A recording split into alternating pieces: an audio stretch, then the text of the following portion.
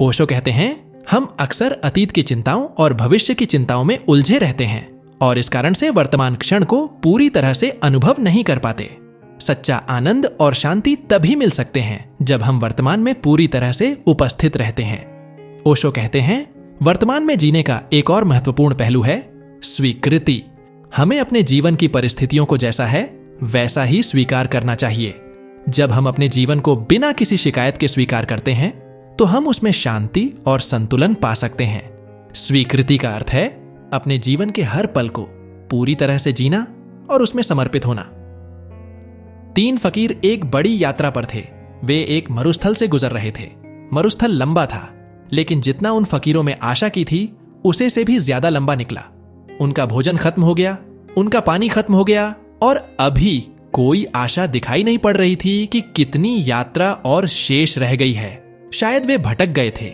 जब वे एक शाम को वहां रुके तो उनके पास केवल एक रोटी का टुकड़ा और एक छोटी सी बोतल पानी की बची थी। तीनों लोगों को उतना पानी पूरा नहीं हो सकता था। तीनों लोगों के लिए उतनी सी रोटी का होना कुछ न होने बराबर था। तो उन तीनों ने सोचा, हम तीनों इसे खाएं, इससे अच्छा यह होगा कि हम में से कोई एक इसे खा ले। शायद उसकी भूख मिट जाए और वह मंजिल तक पहुंच जाए। लेकिन कौन खाए इसे? उन तीनों में विवाद हो गया कि कौन खाए इसे। कोई निर्णय नहीं हो सका। तो उन तीनों ने यह सोचा कि हम सो जाएं और रात में जो भी सपने हमें दिखाई पड़े उसके बारे में सुबह हम तीनों एक दूसरे को बताएं, और जिसने सबसे अच्छा सपना देखा होगा वह इस रोटी और पानी का हकदार होगा। वे तीनों सो गए। फिर दूसरे दिन सुबह उठे। उनमें से एक ने पहले अपना सपना बताया कि मैंने बहुत ही श्रेष्ठ सपना देखा। मैंने देखा सपने में परमात्मा सामने खड़े हैं और वह यह कह रहे हैं कि तेरा आज तक का जीवन अत्यंत पवित्र है। तेरा अतीत एक पवित्रता की कहानी है। तू ही रोटी और पानी के खाने का हकदार है। फिर दूसरे फकीर ने कहा कि मैंने भी सपना देखा और मैंने देखा कि अंतरिक्ष से कोई आवाज गूंजती है कि तू हकदार है रोटी और पानी का, क्योंकि तेरा भविष्य बहुत उज्जवल है। आने वाले दिनों में तेरे भीतर बड़ी संभावनाएं प्रकट होने को हैं। तुझसे इस जगत का, इस लोक का बहुत कल्याण होगा, इसलिए तू ही हकदार है रोटी और पानी का। फिर उन दोनों फकीरों ने तीसरे फकीर मित्र से कहा कि तुमने क्या देखा? उस फकीर ने कहा कि मुझे न तो कोई आवाज सुनाई पड़ी, न कोई परमात्मा दिखाई पड़े और न ही कोई मुझसे बोला। मुझे तो मेरे भीतर से यह आवाज आई कि तू उठ और जाकर रोटी और पानी ग्रहण कर ले। तो मैं रोटी खा गया और पानी भी पी चुका हूं।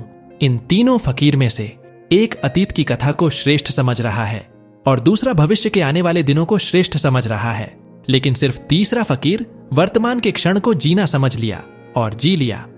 ओशो कहते हैं, जीवन में आनंद के अनुभव को वे लोग नहीं पा सकते जो पीछे लौट कर देखते रहते हैं। वे लोग भी नहीं पा सकते जो आगे की चिंता में रहते हैं। केवल वे ही लोग जो हर क्षण को उसमें होकर जीते हैं, वे ही जीवन का भरपूर आनंद पा सकते हैं। वे लोग जीवन में हर पल जो भी उपलब्ध है उसे पी लेते हैं और स्वीकार कर लेते हैं। इसे इस भांति स्वीकार कर लेते हैं जैसे इसके आगे कोई क्षण नहीं, जैसे इसके आगे कोई जीवन नहीं। जो अभी है वो ही सही क्षण है। जो पीछे लौट कर देखते रहते हैं उनके लिए वर्तमान का आनंद हाथ से छूट जाता है। जो आगे सपने देखते रहते हैं उनका भी वर्तमान का आनंद हाथ से छूट जाता है। स्मरण रहे, इस जगत में वर्तमान पल के अलावा किसी चीज का कोई अस्तित्व नहीं है। वर्तमान में जीने का एक तरीका है अपनी सभी इंद्रियों को सक्रिय करना। जब हम पूरी तरह से सुनते, देखते, महसूस करते हैं तब हम वर्तमान में होते हैं।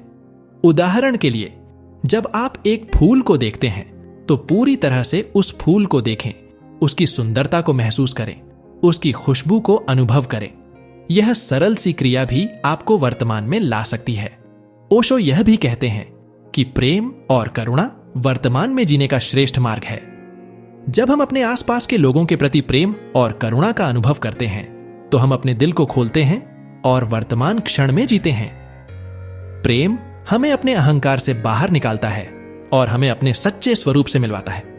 वर्तमान में जीने का अर्थ यह भी नहीं है कि हम अपने भविष्य की योजनाएं नहीं बनाएं या अपने अतीत से सबक ना लें।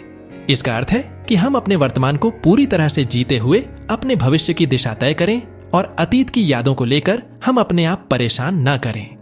जीवन एक अद्भुत यात्रा है जिसे हमें वर्तमान क्षण में जीते हुए पूरी तरह से अनुभव करना चाहिए।